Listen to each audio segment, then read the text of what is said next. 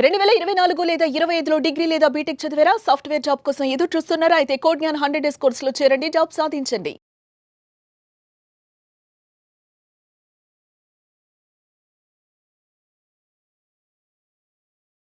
నమస్కారం డాక్టర్ శ్రీయాచార్య అనంతకృష్ణ స్వామి గారు. నమస్కారం అండి. ఒక 6 months కనుక మనిషి తన మౌనాన్ని తను అర్థం చేసుకుని ముందుకెళ్ళిపోతే ఆ మనిషి స్థాయి ఆలోచన బట్టి ఎక్కడి వరకు వెళ్తారు అని చెప్పడానికి అక్కడ గమ్యం దానికదే అర్థమైపోయేలా చెప్పేస్తుంది అనమాట. గొప్పవాళ్ళు అవ్వడానికి మాత్రం అవకాశమైనటువంటి టైం, అంటే మనల్ని మనం అవకాశంగా భావించడం, అంత మంచి టైంని తీసుకోమని చెప్పేసి మీరు చెప్పారు చూసారా, చాలా మంచి విషయం అదే. ఒక 6 నెలలు మీకోసం కేటాయించాడు, పోయేదే ఉంది ఇంత పెద్ద జీవితంలో. అవును, తప్పేం లేదు కదా, అదే చెప్పిన. నాకేదో నా కోసమే ఆ వీడియో చేశాము అన్నట్టు అనిపించింది నాకైతే. మీరు బయటకు వెళ్ళకండి. Thank you so much for that. And so ఈ వీడియోలో ఏం చెప్తున్నారు? మనకి బైబిల్లోని యోహాను సువార్త 12వ అధ్యాయం 32వ వాక్యం ఏం చెప్తుందంటే, నేను భూమిపై నుంచి లేపబడినప్పుడు నేను నా వైపు అందరినీ ఆకర్షించుకుంటాను. నేను భూమిపై నుంచి లేవబడినప్పుడు నేను నా వైపు అందరినీ ఆకర్షించుకుంటాను. ఎంత బాగుందంటే అక్కడ జీసస్ క్రైస్ట్ చెప్పలేదు. అక్కడ ఆయన ఏం చెప్పాడంటే ఆయన లేవడం పండుకున్నప్పుడు కాదు, అర్థమైందా? ఇక్కడ ఏం చెప్తున్నాడు, నువ్వు నిస్సత్వం కలిగి ఉండి, ఓకే, నిర్జీవమైనటువంటి స్థాయిలో ఉన్నప్పుడు నువ్వు ఎప్పుడు లోతులోకి కూరుకుపోతావు, అర్థమైందా? నీకంటూ ఎవడు రాడు, నీకు తోడు ఎవడు ఉండడు. కాబట్టి మనం ఏం చేస్తామంటే అప్పులతోని కానీ, లేదంటే డబ్బులెంతనంతో కానీ, ఆత్మన్యూనత భావంతో కానీ, ఇన్ఫీరియారిటీ కాంప్లెక్స్తో ఎప్పుడైతే నువ్వు నిస్సత్వకు నిర్జీవతకు గురైనవో ఇక నేను ఎవడు లేపలేడు.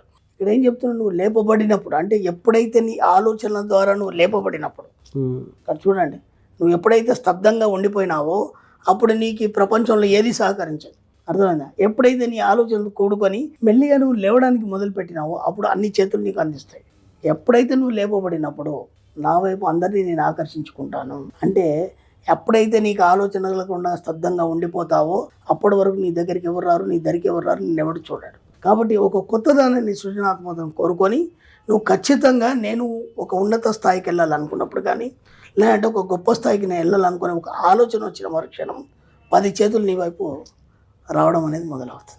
ఎప్పుడైతే ఆ 10 చేతులు నీకు ఆసరా కలిగి, అంటే 10 చేతులు అంటే 10 దారులు, అర్థమైందా?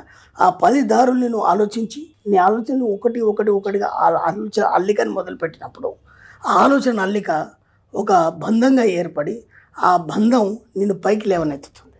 అది ఎప్పుడైతే పైకి లేవనెత్తుతుందో అప్పుడు ఈ ప్రపంచాన్ని అంతా నువ్వు చూడగలుగుతావు. చూడగలిగినప్పుడు ఏమవుతుందంటే నీ చుట్టూ ఒక రకమైనటువంటి ఒక కాంతి ఏర్పడుతుంది, అదే ఒక ఎనర్జీ ఏర్పడుతుంది.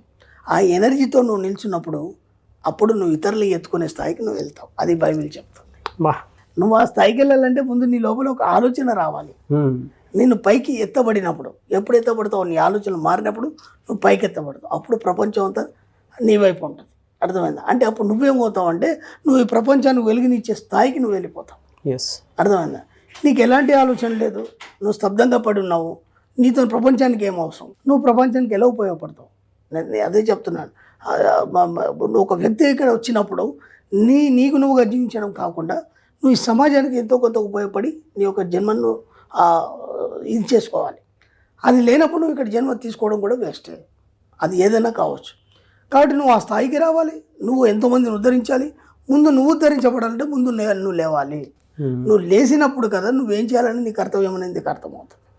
ఆ కర్తవ్యాన్ని పట్టుకొని నువ్వు నడిచినప్పుడు కదా నువ్వు ఇతరులకు ఏమైనా చేయగలుగుతావు. కాబట్టి ఏనాడు స్తబ్దంగా ఉండడానికి లేదు. కాబట్టి ఈ భూమిపై లేవనెత్తబడినప్పుడు అందరినీ నా వైపు ఆకర్షించుకుంటాను. అసలు ఇది ఎందుకు చెప్పబడే నాకు ఫస్ట్ అర్థం కాలేదు. భూమిపై లేవనెత్తబడినప్పుడు అంటే నువ్వు పడుకొని ఉన్నావు, నిద్రావస్థలో ఉన్నావు, సుషుప్తావస్థలో ఉన్నావు. ఎలా ఉంటుందంటే అప్పుడప్పుడు మనకు ఒక లేజినెస్ వస్తుంది. ఆ లేజినెస్ ఎట్లా ఉంటుందంటే, ఇప్పుడు మనం అర్జెంట్ లేసి వెళ్ళాలి కానీ పోదాంలే, ఇంకొక అరగంట ఉంది కదా, ఇంకొక గంట ఉంది కదా అని చెప్పేసి అలా నిద్రపోతుంటాం మనం, అర్థమైందా? ఆ చివరి క్షణం వరకు కూడా మనం లేజినెస్ అని ప్రయత్నం చేస్తాం. ఎప్పుడైతే మనం అప్పుడు లేచి వెళ్ళేసరికి అక్కడ టైం మించిపోవడం అనేది జరుగుతుంది. కాబట్టి ముందు నువ్వు లేస్తే కదా అక్కడ పని అవుతుంది. అవును. కాబట్టి నువ్వు లేవబడినప్పుడు ముందు నీలోంచి ఆ నిస్సత్వ నీరసం అవన్నీ తీసేసి నీ యొక్క లక్ష్యం ఏంటి, నీకు డబ్బు సంపద ఐశ్వర్యం ఉందా, ఇంకా ఏముందా, నీ లక్ష్యాలు ఏవైతున్నాయో వాటి కోసం ముందు నువ్వు లేవాలి. లేచి ఏం చేయాలి, ప్రయత్నం చేసి దానివైపు నువ్వు ప్రయాణం చేసినప్పుడు అప్పుడు నువ్వు కదా బయటకు కనిపిస్తావు. అప్పుడు నువ్వేం సాధించావు అనేది ప్రపంచానికి చూపించు. అప్పుడు నీ యొక్క వెలుగు అనేది ఆ ప్రపంచం మీద ప్రసరితం అవుతుంది. అప్పుడు అందరు నీ బాటలో నడుస్తారు. ఊరికైనా జీసస్ వెనకాల అందరు నడవలేదు, ఊరికైనా కృష్ణుడు వెనకాల భగవద్గీత అందరు నడవలేదు, ఊరికైనా మహత్ప్రవక్త వెనకాల అందరు నడవలేదు. వాళ్ళు ముందు లేచారు, వాళ్ళు ప్రయత్నం చేశారు, ఒక వెలుగును చూపించారు ప్రపంచానికి. ఆ వెలుగులో అందరు నడవడం అనేది మొదలైంది. అది చెప్తున్నాడు బైబిల్లో. కాబట్టి నువ్వు ఏం సాధించాలనుకున్నా, ఏం చేయాలన్నా ముందు నువ్వు లేపబడాలి, నువ్వు లేవగలగాలి. లేచినప్పుడు మాత్రమే ఏదైనా సాధ్యం అవుతుంది. అది చెప్పబడుతుంది. ఆయన లేవడం కాదు, మిమ్మల్ని లేవమని చెప్తున్నాడు. చాలా డీపర్ మీనింగ్ డీపర్ మీనింగ్ అంటే బైబిల్లో చాలా వాక్యాలు చెప్పబడ్డాయి. తర్వాత ఎంతోమంది వచ్చారు, వాటిని వాక్యీకరించారు, కానీ అసలు అవన్నీ చెప్పినవి మన గురించే. నువ్వు ఎలా ఉండాలి, నేను ఇంతకుముందు బోలెడు చెప్పాను ఆ బైబిల్ నుంచి కొన్ని వాక్యాలు. ఖురాన్ నుంచి కూడా మంచి చక్కని మనం సూఫీ కథలు చెప్పుకున్నాం మనం. అలాగే మన ఆధ్యాత్మిక పరంగా, హిందూ ఆధ్యాత్మిక పరంగా బోలెడు చెప్పుకున్నాం, మైథాలజీ, హిందూ మైథాలజీ. దాని పరంగా నేను చెప్పేది ఏంటంటే ఆ 4 వాక్యాలు, 4 పదాలు, ఆ 4 పదాల్లో ఎంత మీనింగ్ ఉంది అది నాకు బాగా చెల్లించాను నేను. ఈ వాక్యం విన్నప్పుడు అసలు నన్ను భూమిపై లేవబడినప్పుడు నేను అందరినీ నా వైపు ఆకర్షించుకుంటాను. అంటే ముందు నువ్వు స్టాండర్డ్ కావాలి, నువ్వు ఒక ఉన్నత స్థాయికి ఎదగాలి. అప్పుడు కదా నువ్వు ప్రపంచానికి ఏమైనా చెప్పగలుగుతావు. నువ్వే లేవలేదు, నువ్వే అట్ట పడుకొని ఉన్నావు, నువ్వేం చేయగలుగుతావు, నీతో ఏం సాధ్యమవుతుంది ఒక్కసారి ఆలోచించు.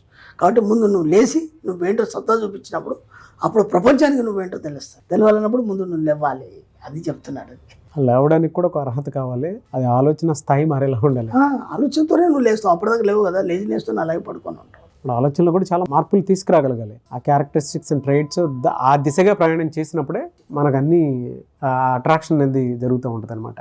ఏదో జ్ఞానోదయం బోధించినట్టుంది మొత్తం ఈ ఎపిసోడ్స్. అంటే మీరు నేను చేసినటువంటి ఇప్పుడు 4 ఎపిసోడ్స్ అన్నీ కూడా అలానే ఉన్నాయి. Extraordinary, no doubt. అంటే వెళ్ళే కొద్ది ద్రాక్షరసం తాగొచ్చాను వచ్చేటప్పుడు.